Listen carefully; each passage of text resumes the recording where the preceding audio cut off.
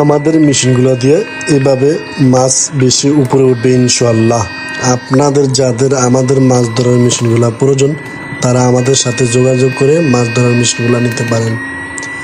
আমরা একমাত্র ব্যক্তি যারা বিভিন্ন কায়দায় মাছ ধরার মেশিন পরীক্ষা করার পর আপনাদের কাছে বিক্রি করে থাকি। এখানে কিছু মেশিনের ভিডিও দেওয়া আছে, আপনারা এখান থেকে দেখে মেশিনগুলো চয়েস করতে নিতে পারেন।